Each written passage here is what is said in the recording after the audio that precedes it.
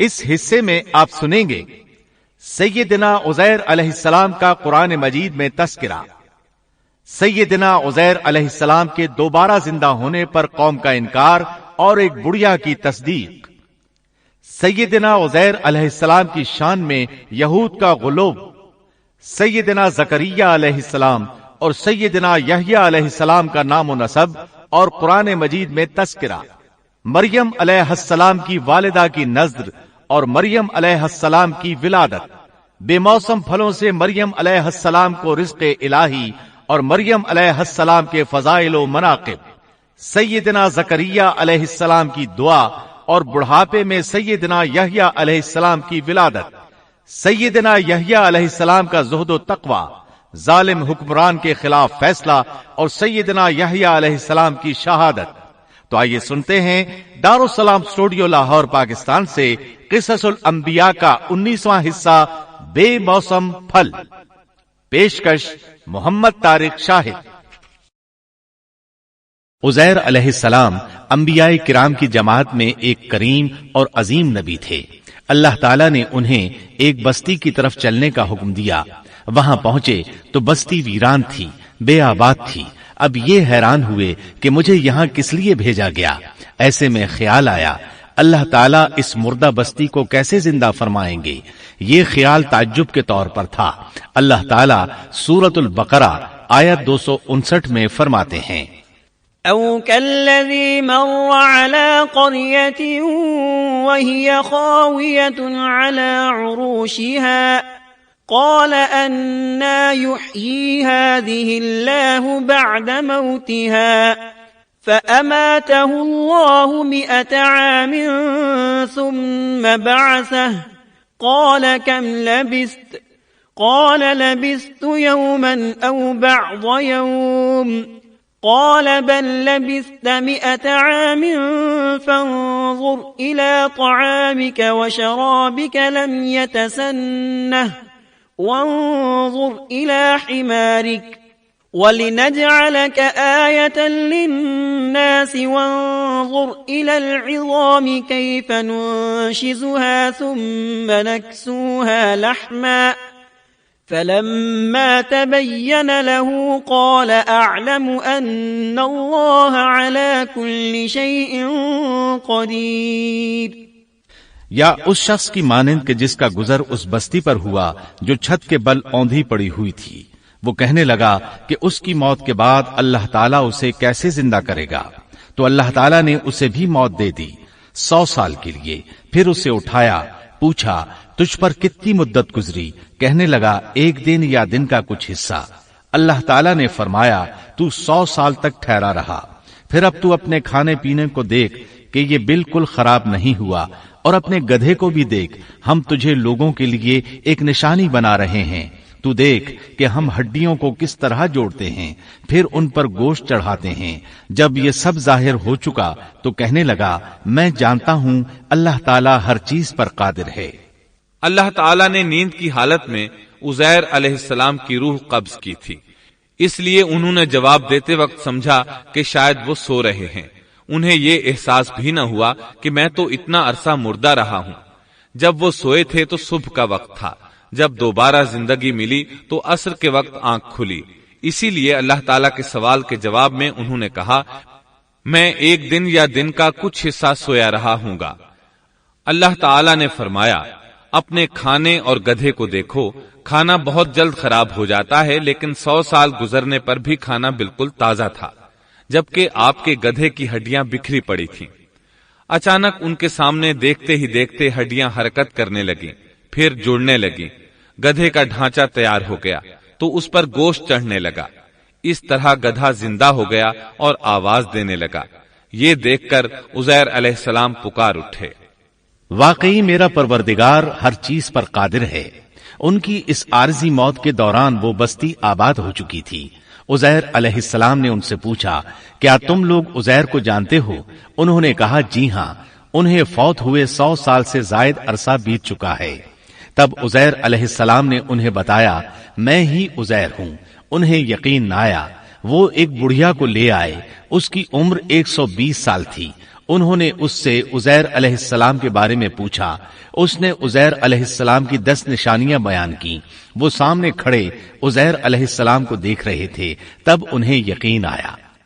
عزیر علیہ السلام ان کے درمیان قیام پذیر رہے. آپ نے انہیں نئے سرے سے تورات کی تعلیم دی. وہ اس کو بھول چکے تھے. بستی والے ان سے بہت متاثر ہو گئے. ان کی تعظیم کرنے لگے. اس عظیم معجزے کی وجہ سے رفتہ رفتہ وہ انہیں اللہ کا بیٹا تصور کرنے لگے. اللہ تعالیٰ سورہ توبہ آیت 30 میں فرماتے ہیں وقالت اليهود عزير ابن الله. اور یہودیوں نے کہا عزیر اللہ کے بیٹے ہیں. یہ اللہ نے ان کا ایک جرم بیان کیا ہے. یہ جرم ان میں نسل در نسل چلتا رہا، یہاں تک کہ اس دور میں بھی یہودی عزیر علیہ السلام کو اللہ کا بیٹا مانتے ہیں. آپ کا نام دیوان مقدس بھی رکھتے ہیں اور کہتے ہیں یہ مقدس ذات کی نسل سے ہے اور معبود ہے. یہی ان کا شرک ہے. اللہ ان پر لعنت کرے. اللہ انہیں اس جرم کی سزا ضرور دے گا. انسان کتنے ہی بلند و بالا مقام پر پہنچ جائے اور اللہ تعالیٰ کے ساتھ اسے زیادہ سے زیادہ قرب حاصل ہو جائے، تب بھی وہ اللہ کا بندہ ہی رہتا ہے. اور کسی بھی بلندی پر پہنچ کر وہ اللہ یا اللہ کا بیٹا نہیں ہو سکتا، اللہ کا شریک نہیں ہو سکتا. اللہ جل شانہ کی ذات پاک وحدہ لا شریک ہے اور باپ بیٹے کی نسبتوں سے پاک ہے.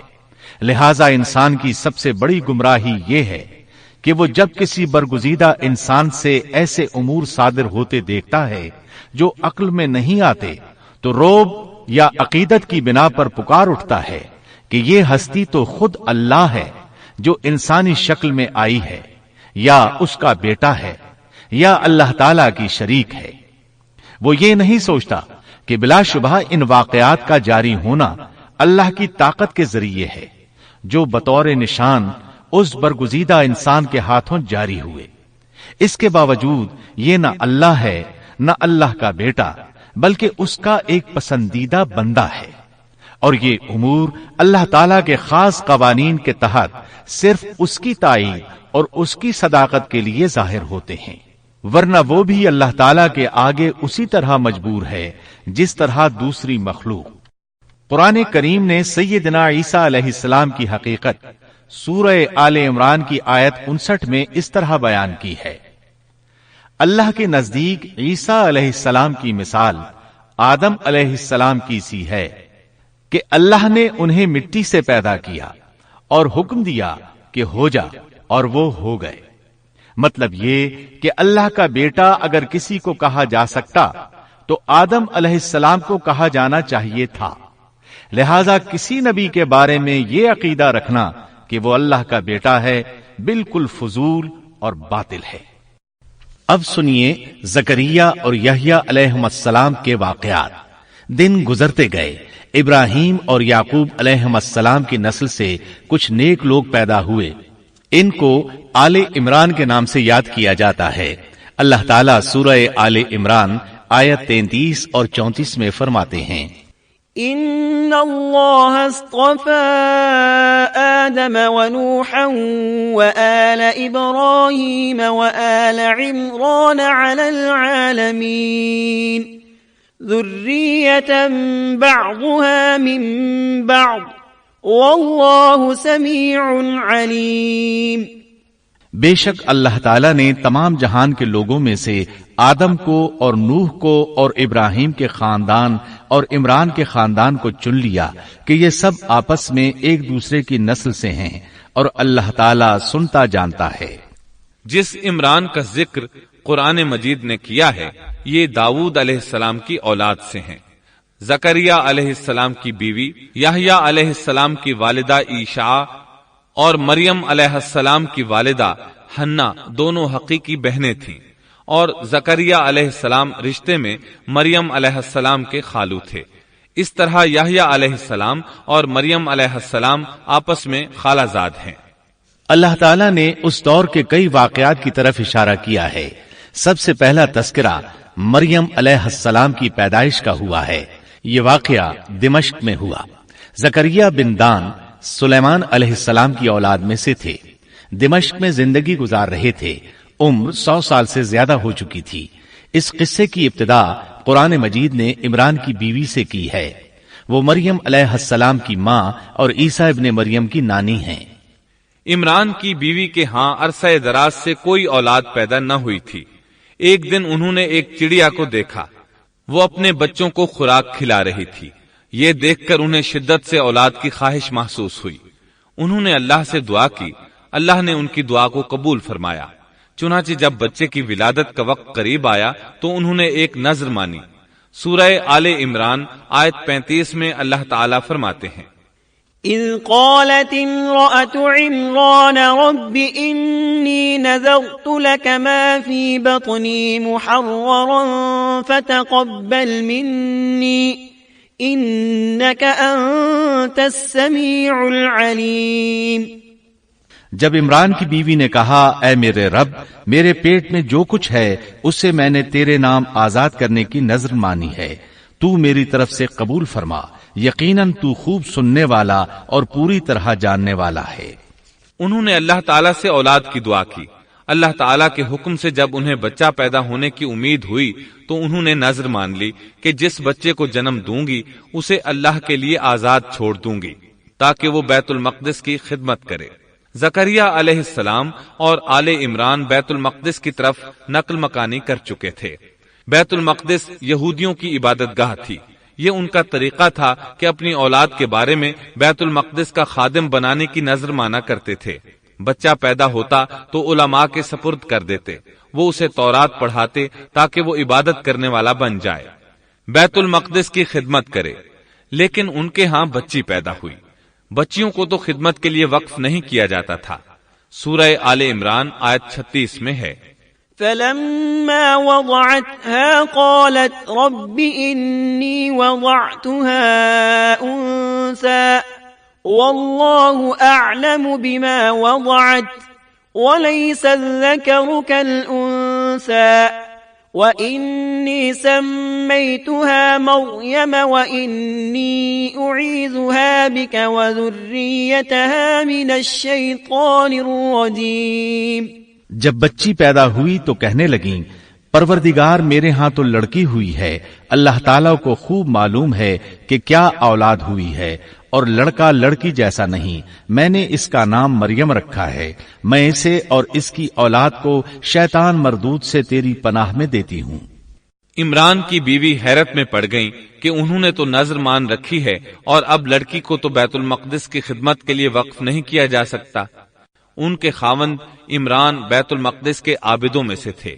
بیوی نے ان سے مشورہ کیا، طے ہوا کہ بچی کو ہی خدمت کے لیے وقف کر دیا جائے۔ عمران کی بیوی بچی کو بیت المقدس میں لے آئیں۔ جس بچے کو وقف کرنا ہوتا تھا اس کی کفالت کوئی عالم کرتا تھا۔ عابدوں میں اس وقت یہ جھگڑا پیدا ہوا کہ اس بچی کی کفالت کون کرے گا۔ اس کے لیے آخر یہ طریقہ طے کیا گیا کہ وہ سب اپنا اپنا قلم پانی میں پھینکیں گے، جس کے قلم پر کچھ ظاہر ہو وہ اس کا کفیل بن جائے گا۔ چنانچہ سب نے اپنے قلم پھینک دیے، وہ پانی کے بہاؤ کے ساتھ بہنے لگے، جبکہ زکریا علیہ السلام کا قلم پانی کے بہاؤ کی مخالف سمت بہنے لگا۔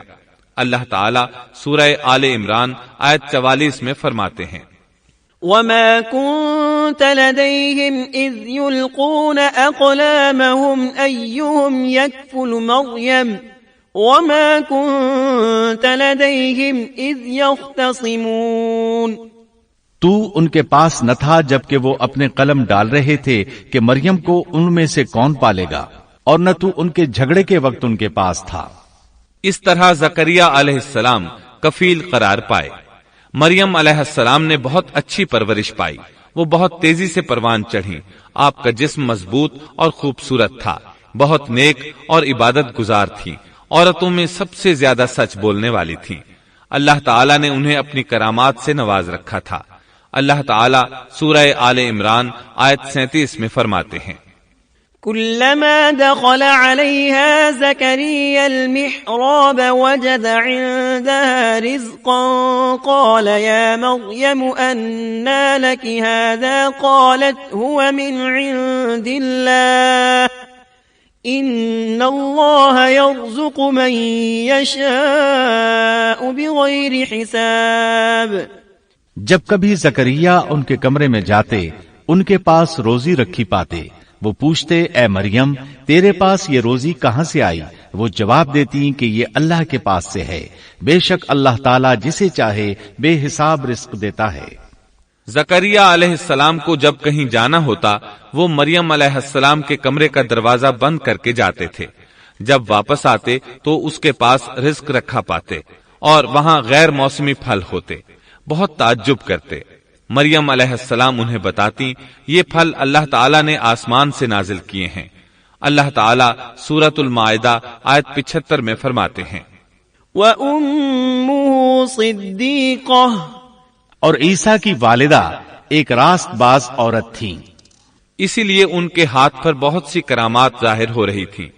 उनकी फजीलत सूरह आले इमरान आयत 42 में इन अल्फाज में आई है, وَإِذْ قَالَتِ الْمَلَائِكَةُ يَا مَرْيَمُ إِنَّ اللَّهَ اصْطَفَاكِ وَطَهَّرَكِ وَاصْطَفَاكِ عَلَى نِسَاءِ الْعَالَمِينَ۔ और जब फरिश्तों ने कहा, ए मरियम, अल्लाह ताला ने तुझे बरगुजीदा कर लिया और तुझे पाक कर दिया और सारे जहान की औरतों में से तेरा इंतखाब कर लिया। सूरतुल माइदा आयत 75 में है, मल मसीह इब्न मरियम इल्ला रसूल क़द ख़लत मिन क़ब्लिहि अर्रुसुल व उम्मुहु सिद्दीक़ह। मसीह इब्न मरियम पैगंबर होने के सिवा और कुछ भी नहीं। इससे पहले भी बहुत से पैगंबर हो चुके हैं। उसकी वालिदा एक रास्तबाज औरत थी। बुखारी, मुस्लिम, तिरमिजी और नसाई की हदीस है, नबी करीम सल्लल्लाहु अलैहि वसल्लम ने फरमाया, खैरु निसाइहा मरियम बिन्तु इमरान व खैरु निसाइहा खदीजतु बिन्तु खुवैलिद।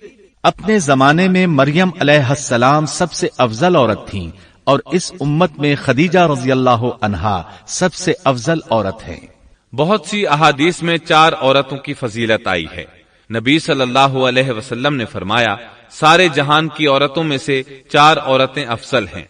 मरियम बिनते इमरान, फिरौन की बीवी आसिया, खदीजा बिनते खुवैलिद और फातिमा बिनते मुहम्मद रजी अल्लाह अन्हुन्ना। बस साबित हुआ कि मरियम अलैहिस्सलाम को अल्लाह ताला ने बहुत फजीलत अता फरमाई थी। जकरिया अलैहिस्सलाम ने उनकी फजीलत देखी तो उनके दिल में भी औलाद की ख्वाहिश पैदा हुई। वो उस वक्त तक बे औलाद थे।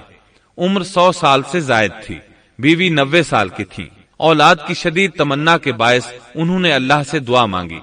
सूरह मरियम आयात 1-6 में है, काफ हा या ऐन साद ज़िक्र रहमति रब्बिक अब्दहू ज़करिया इज़ नादा रब्बहू निदाअन खफिया قال رب إني وهن العظم مني واشتعل الرأس شيبا ولم أكن بدعائك رب شقيا وإني خفت الموالي من ورائي وكانت امرأتي عاقرا فهب لي من لدنك وليا يرثني ويرث من آل يعقوب واجعله رب رضيا۔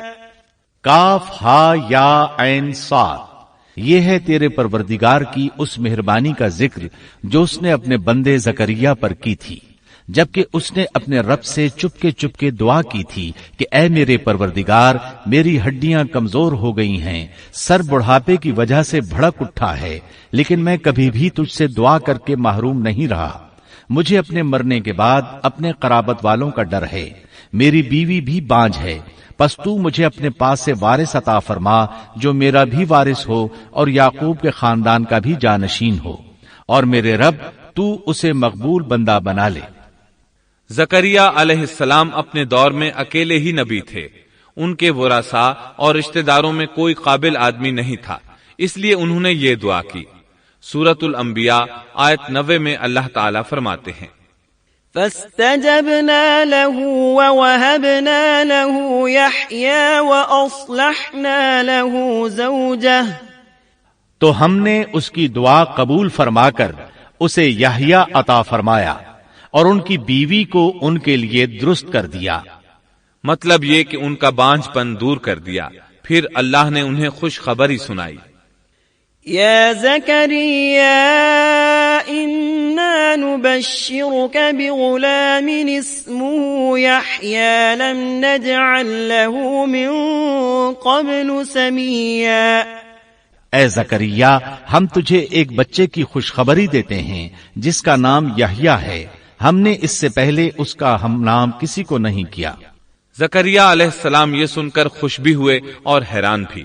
کہنے لگے قال رب أنا يكون لي غلام وكانت امرأتي عاقرا وقد بلغت من الكبر عتيا.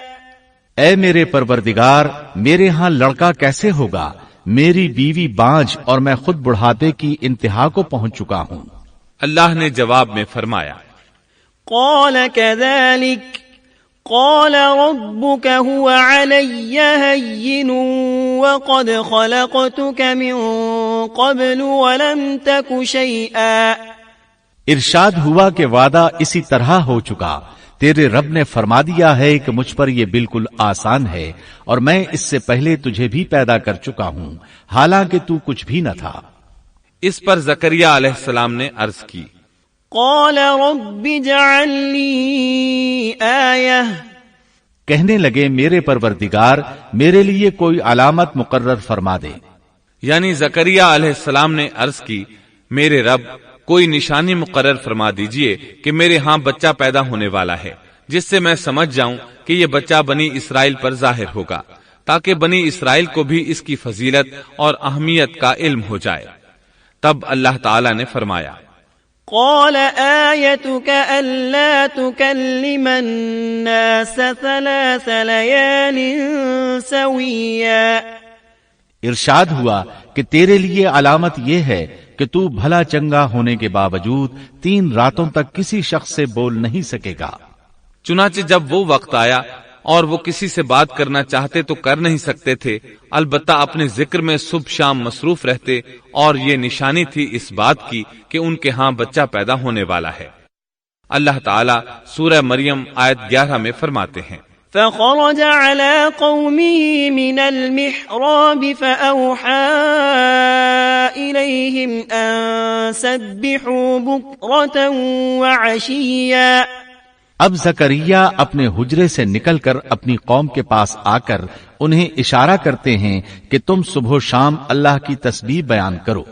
اللہ تعالیٰ سورہ آل عمران آیت 39 میں فرماتے ہیں فنادته الملائكة وهو قائم يصلي في المحراب أن الله يبشرك بيحيى مصدقا بكلمة من الله وسيدا وحصورا ونبيا من الصالحين. بس فرشتوں نے اسے آواز دی جبکہ وہ حجرے میں کھڑے نماز پڑھ رہے تھے کہ اللہ تعالیٰ تجھے یحییٰ کی یقینی خوشخبری دیتا ہے جو اللہ تعالیٰ کے کلمے کی تصدیق کرنے والا سردار، ضابط نفس اور نبی ہے نیک لوگوں میں سے. انسان کتنے ہی بلند و بالا مقام پر پہنچ جائے اور اللہ تعالیٰ کے ساتھ اسے زیادہ سے زیادہ قرب حاصل ہو جائے، تب بھی وہ اللہ کا بندہ ہی رہتا ہے، اور کسی بھی بلندی پر پہنچ کر وہ اللہ یا اللہ کا بیٹا نہیں ہو سکتا، اللہ کا شریک نہیں ہو سکتا. اللہ جل شانہ کی ذات پاک وحدہ لا شریک ہے اور باپ بیٹے کی نسبتوں سے پاک ہے. لہذا انسان کی سب سے بڑی گمراہی یہ ہے کہ وہ جب کسی برگزیدہ انسان سے ایسے امور صادر ہوتے دیکھتا ہے جو عقل میں نہیں آتے تو رعب یا عقیدت کی بنا پر پکار اٹھتا ہے کہ یہ ہستی تو خود اللہ ہے جو انسانی شکل میں آئی ہے، یا اس کا بیٹا ہے، یا اللہ تعالی کی شریک ہے.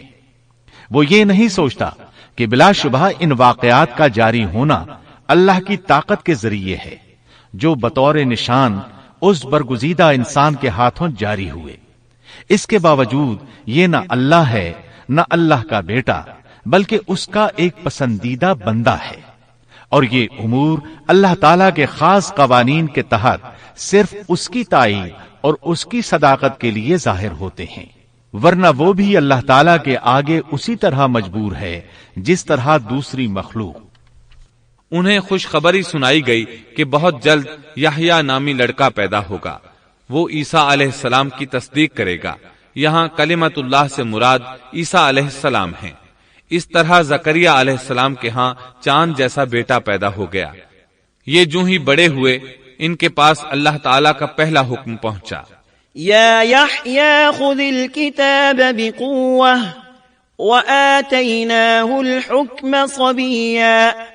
اے یحییٰ، میری کتاب کو مضبوطی سے تھام لے، اور ہم نے اسے لڑکپن ہی میں دانائی عطا فرما دی۔ اللہ تعالیٰ نے آپ کو نو عمری ہی میں حکمت اور دانائی عطا فرما دی۔ تفاسیر میں ہے کہ بچوں نے یحییٰ علیہ السلام سے کہا آؤ کھیلیں۔ انہوں نے کہا ہم کھیل کود کے لیے پیدا نہیں کیے گئے، اور اس وقت ان کی عمر صرف 5 سال تھی۔ اللہ تعالیٰ سورہ مریم آیت 13 تا 15 میں ان کے اوصاف بیان فرماتے ہیں، وحنانا من لدنا وزكاة وكان تقيا وبرا بوالديه ولم يكن جبارا عصيا وسلام عليه يوم ولد ويوم يموت ويوم يبعث حيا۔ اور ہم نے انہیں اپنے پاس سے شفقت اور پاکیزگی بھی عطا فرمائی، اور وہ پرہیزگار شخص تھا اور اپنے ماں باپ سے نیک سلوک کرنے والا تھا، وہ سرکش اور گناہگار نہ تھا۔ اس پر سلام ہے جس دن وہ پیدا ہوا اور جس دن وہ فوت ہوا اور جس دن وہ زندہ کر کے اٹھایا جائے گا۔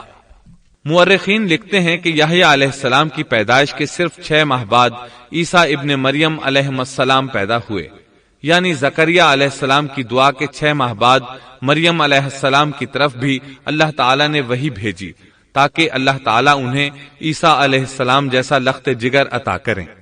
گویا یحییٰ علیہ السلام عیسیٰ علیہ السلام سے 6 ماہ بڑے تھے۔ یحییٰ علیہ السلام بڑے ہوئے تو اپنے والد زکریا علیہ السلام کے ساتھ بنی اسرائیل کو اللہ کی طرف دعوت دینے لگے۔ اس وقت ایک ظالم شخص ان پر حکمران تھا۔ اس نے اپنے بھائی کی بیٹی سے شادی کرنے کا ارادہ کیا، اگرچہ ان کے دین میں یہ حرام تھا۔ اس نے یحییٰ علیہ السلام سے اس شادی کی اجازت طلب کی، اس لیے کہ ان کی نبوت کا اس وقت تک چرچا ہو چکا تھا اور وہ ان کے درمیان شریعت کے مطابق فیصلے کیا کرتے تھے۔ فتویٰ لینے کے لیے وہ تحفے تحائف کے ساتھ آپ کی خدمت میں آیا۔ یحییٰ علیہ السلام نے لوگوں کو جمع کیا اور خطبہ دیا کہ لڑکی کی اپنے چچا سے شادی حرام ہے۔ بادشاہ اور وہ لڑکی یہ فیصلہ سن کر غضبناک ہو گئے۔ لڑکی نے بادشاہ سے کہا تم یحییٰ کو قتل کرا دو، تب ہماری شادی ممکن ہے۔ بادشاہ نے ان کی طرف اپنے سپاہی روانہ کر دیے۔ اس وقت یحییٰ علیہ السلام محراب میں نماز ادا کر رہے تھے۔ سپاہیوں نے انہیں قتل کر دیا۔ اس طرح بادشاہ نے اپنی بھتیجی سے شادی کر لی۔ اس کے بعد انہوں نے آپ کے والد زکریا علیہ السلام کو بھی قتل کر دیا۔ اس طرح اس دور کے 2 نبی قتل کر دیے گئے۔ عیسیٰ علیہ السلام باقی رہ گئے۔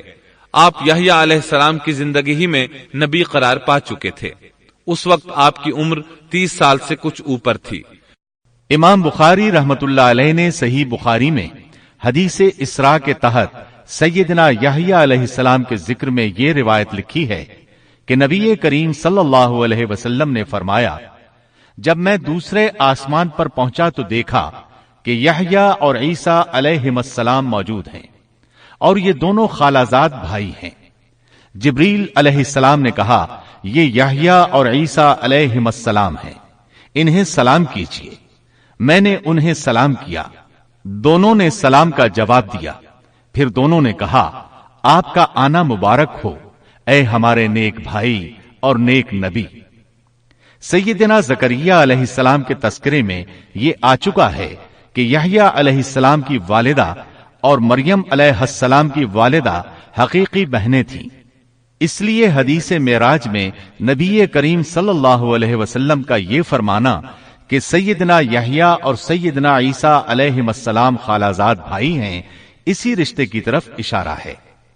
دنیا میں اس سے زیادہ شقی اور بدبخت کوئی اور نہیں ہو سکتا جو ایسی مقدس ہستی کو قتل کر دے جو نہ کسی کو ستاتی ہو اور نہ کسی کے مال و دولت پر نظر رکھتی ہو، بلکہ اس کے برعکس بغیر کسی طمع اور اجرت کے اس کی زندگی قوم کی اصلاح اور خیرخواہی کے لیے وقف ہو چکی ہو۔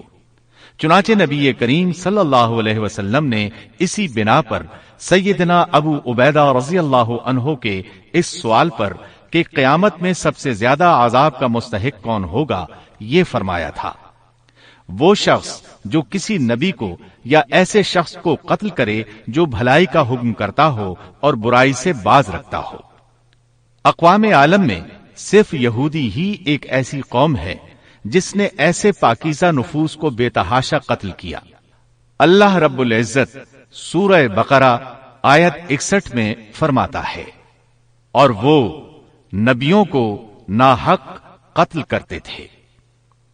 انسان کو اللہ کے فضل و کرم سے کسی بھی وقت اور کسی بھی حالت میں نا امید نہیں ہونا چاہیے، مایوسی کو پاس نہیں آنے دینا چاہیے۔ کبھی ایسا بھی ہوتا ہے کہ انسان پورے خلوص اور پوری دل جمعی کے ساتھ دعائیں کرتا ہے اور مسلسل کرتا رہتا ہے، لیکن اس کے باوجود بھی مقصد حاصل نہیں ہوتا۔ لیکن اس کا یہ مطلب ہرگز نہیں کہ اللہ دعائیں سن نہیں رہا یا قبول نہیں کر رہا۔ اس قسم کی مایوسی اور خیالات کو کفر قرار دیا گیا ہے۔ اللہ تعالیٰ نے گزشتہ قوموں کے سنگین حالات بیان کیے ہیں۔ ان قوموں کی جان و مال میں ایسے حادثات اور پے در پے ایسی مصیبتیں پیش آئیں کہ اہل ایمان اور ان کے نبی پکار اٹھے، اللہ کی مدد کب آئے گی؟ ایسی سخت گھڑیاں خوشیوں کا پیش خیمہ ہوا کرتی ہیں اور مصیبتوں کا دور ختم ہو جاتا ہے۔ جو لوگ اللہ کی قضاء و قدر پر بھروسہ رکھتے ہیں وہ ایسے لمحات میں مصیبتوں کی دلدل سے نکل جاتے ہیں اور انہیں اللہ تعالی کی طرف سے ایک نئی زندگی عطا کی جاتی ہے۔ سیدنا زکریا علیہ السلام زندگی بھر نبوت کے وارث کے لیے بے چین رہے، لیکن اللہ تعالی سے یہی حسن ظن رکھا کہ اے پروردگار، میں آپ سے مانگ کر کبھی بے مراد نہیں رہا۔ سیدنا زکریا علیہ السلام کی عمر کی آخری منزل آ چکی تھی اور آپ کی بیوی صاحبہ بانجھ تھی، ساری زندگی گود اولاد سے خالی رہی تھی۔ لیکن مریم علیہ السلام کے حجرے میں کرامت کا ظہور دیکھ کر آپ کا ذہن اچانک اس طرف منتقل ہوا کہ جو اللہ تعالیٰ اس بات پر قادر ہے کہ ظاہری اسباب کے بغیر ہر روز تر و تازہ پھل حجرے میں پہنچا سکتا ہے، وہ یقیناً اس پر بھی قادر ہے کہ میری اس آخری عمر میں مجھے اولاد کی نعمت عطا کر دے۔ حقیقت یہ ہے کہ دعا کرنے والے کی نظر اس عالم اسباب میں بھی اسباب اور وسائل سے کہیں زیادہ مسبب الاسباب پر ہو تو وہ قبولیت کا دروازہ فوراً کھل جاتا ہے۔ سیدنا زکریا علیہ السلام کو دوسرے ہی لمحے ایک عظیم فرزند کی بشارت دے دی گئی۔ اولاد کی خواہش ایک فطری خواہش ہے اور یہ خواہش قناعت اور زہد کے خلاف بھی قطعاً نہیں۔ قرآن کریم نے انبیاء کی زبان سے اس قسم کی دعائیں اور پکار ذکر کر کے یہ حقیقت واضح کر دی کہ انبیاء اور رسل جو زہد اور قناعت کے مینار ہوتے ہیں اس دواجی زندگی سے بری نہیں ہیں۔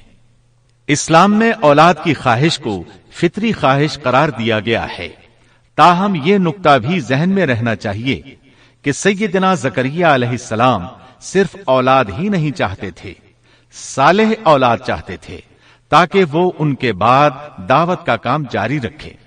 اس لیے آپ نے اپنی دعاؤں کو پاکیزہ اور نیک اولاد کے الفاظ کے ساتھ خاص کیا۔ سورہ آل عمران آیت 38 میں ہے، اسی جگہ زکریا علیہ السلام نے اپنے پروردگار سے دعا کی، کہا کہ اے میرے پروردگار، مجھے اپنے پاس سے پاکیزہ اولاد عطا فرما، بے شک تو دعا کا سننے والا ہے۔ سامعین محترم، ابھی آپ دارالسلام اسٹوڈیو لاہور پاکستان سے قصص الانبیاء کا 19واں حصہ بے موسم پھل سن رہے تھے۔ قصص الانبیاء کے 20ویں حصے قتل کی سازش میں آپ یہ سنیں گے۔ سیدنا عیسیٰ علیہ السلام کا قرآن مجید میں تذکرہ اور مسیح کا معنی و مفہوم۔ سیدنا عیسیٰ علیہ السلام کی معجزانہ ولادت اور اللہ کا بیٹا ہونے اور تثلیث کے عقیدے کی قرآنی تردید۔ سیدنا عیسیٰ علیہ السلام کس عمر میں منصب نبوت سے سرفراز ہوئے؟ سیدنا عیسیٰ علیہ السلام کو کون کون سے معجزات عطا ہوئے؟ معجزات دیکھنے کے باوجود نصارہ کی ہٹ دھرمی اور نزول مائدہ۔ سیدنا عیسیٰ علیہ السلام کے قتل کی سازش اور رفع آسمانی۔ سولی پر لٹکنے والا کون تھا؟ سیدنا عیسیٰ علیہ السلام کا قیامت کے قریب نزول۔ عیسائیوں کے فرقے اور اناجیل کی حالت زار۔